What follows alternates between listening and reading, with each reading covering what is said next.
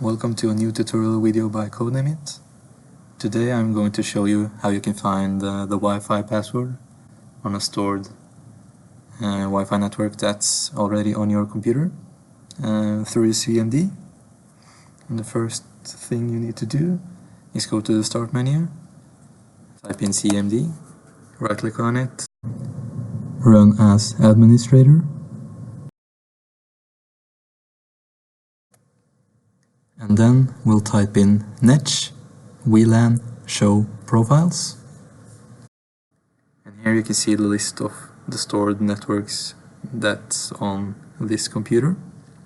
And I'm just going to mark the Wi-Fi network that we are going to find the password for.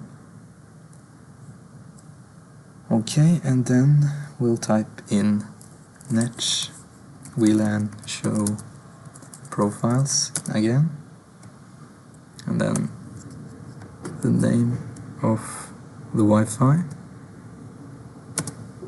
key equals clear, enter, and you will get a list pretty similar to this one,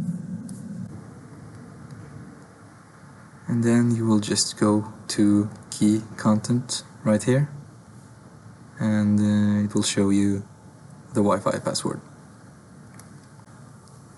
And then you can share it with your friends or whoever you want to share it with, instead of going to your router and searching for the label on it.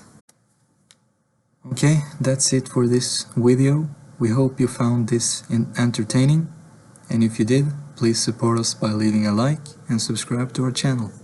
And we will catch you guys soon. Bye guys.